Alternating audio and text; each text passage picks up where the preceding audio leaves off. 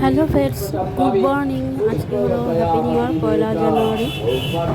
আজকে এছাড়াও কল্পতরু উৎসব, এছাড়াও রয়েছে আমাদের তৃণমূলের প্রতিষ্ঠা দিবস। চলো সকলকে জানাই এখানে যেন সবার মনস্কামনা পূর্ণ হয়। আর এই দিনে আমি শুনেছি শ্রী শ্রী রামকৃষ্ণ পরমহংসদেবের কাছে যে যা চাইবে তার মনস্কামনা পূরণ হবেই হবে। তা আমিও যথারীতি চেয়ে নিয়েছি। সকালে ঘুম থেকে উঠে স্নান করে ঘরের পুজো দিয়েছি। আর বাসি গাছ তো সারাই হয়ে গেছে। আর এখানে চলে এসেছি আমার কর্মক্ষেত্রে, যেখানে আমি প্রত্যেক দিন আসি, মানে পার্টি অফিসে। এখানে দেখো শ্রী শ্রী রামকৃষ্ণদেবের পুজো হচ্ছে। তো এখানে আমরা হাতে হাতে সবাই মিলে ফল টল কেটে দিয়েছি এবং পুষ্পপত্র সাজানো, নৈবেদ্য সাজানো, সবাই মিলে একসঙ্গে, সব মেয়েরা মিলে একসঙ্গে গুছিয়ে নিয়েছি।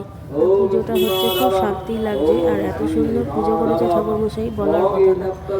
তা চলো, তোমরা কে কেমন আছো প্লিজ আমাকে একটু জানিও। আর আমার এই ভিডিও তোমাদের এখন কেমন লাগছে সেটাও কমেন্ট করে জানিও। আর এই যে আমাদের দিদি, খুব ভালো মানুষ, খুব ভালো মানুষ। জানি না তোমাদের ওখানে কেমন কাউন্সিলর আছে, কিন্তু আমাদের এখানে কাউন্সিলর একদম মাটির মানুষ। সব মেয়েদের বা ছেলেদের ওয়ার্ডের যার যে সমস্যা হয়, উনি খুব চেষ্টা করে অন্তর থেকে সেই কাজটা সমাধান করা। চলো দেখো, এরপরেই রয়েছে ভোগ বিতরণ। ভোগ বিতরণে খিচুড়ি, লাবড়া, বাঁধাকপির তরকারি, তার সঙ্গে লাড্ডু বিতরণ হচ্ছে। এরপরেও বিকালে বিতরণ করা হয়েছে, কিন্তু বিকালবেলা আমি যাইনি, সকালেই গেছি। এদিকে চিন্তাও রয়েছে ঘরে রান্না করা। বাসি কাজ সেরে পুজো দিয়ে তো এসেছি, ঘরে তো রান্না করিনি, কারণ ঘরে এসে রান্না করতে হবে। এদিকে কাজকর্ম মিটলে আর যারা ঘরেও করে বাইরেও করে তাদের ওপর কতটা চাপ থাকে তারাই জানে। ঘরে বসে একটা জিনিস করা আলাদা, আর বাইরে বেরিয়ে সেই কাজ করে আবার বাড়ি ফিরে ঘরের কাজ করা, সেটা অনেকটা চাপের হয়ে যায় মেয়েদের জন্য।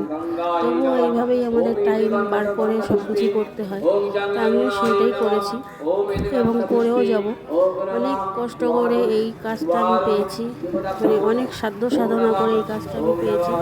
ইউটিউবে ব্লগ করে তো কিছু আর্নিং করতে পারলাম না, জানি না চ্যানেলটা থাকবেও কি না। আর চলো, সেই সময় আমার মুখটা তোমাদেরকে দেখিয়ে নিলাম। আর এই দেখো, এই চুড়িদারটা পরেছি, ভালো লাগলে বলো যদি তোমাদের ভালো লাগছে।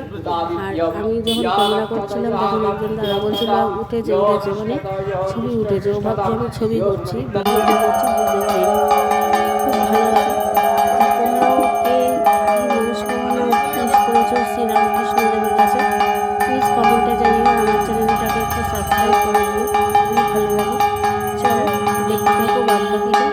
এখানে এখন দেখতে পাবে ভোগ বিতরণ করা হচ্ছে। এই যে আমাদের দাদার ছেলে আর ওইদিকে কাউন্সিলর রয়েছে, ভোগ বিতরণ দেখতে পাচ্ছি। এই যে কাউন্সিলর আমাদের দিদি সুশীলা মণ্ডল, খুব ভালো মানুষ।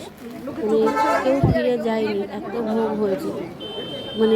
প্রত্যেক দিন তো মা ক্যান্টিন থাকে, আজকে আর মা ক্যান্টিন ছিল না। আজকে এখানে ভোগ রান্না করা হয়েছে, সব গরিব দুঃখীদের খাওয়ানো হয়েছে। এটা প্রতি বছর হয়ে থাকে। যবে থেকে উনি এখানে এসছে তবে থেকে এই কাজটা করে থাকেন। এরপরে রয়েছে 4 তারিখে, জানুয়ারি 4 তারিখ আমাদের ঘুরতে যাওয়া। যত বয়স্ক মানুষ আছে তাদেরকে নিয়ে ঘুরতে যাবে। 7খানা বাস যাবে, জানো, 7খানা বাস।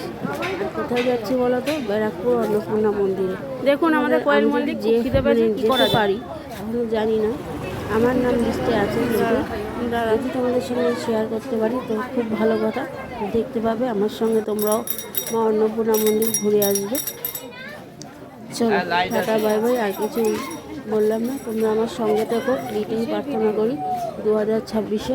আর একবার সবাইকে জানি হ্যাপি নিউ ইয়ার। সবাই ভালো থাকো, সুস্থ থাকো, এইভাবেই যেন আমাদের সারা জীবনটা কেটে যায়।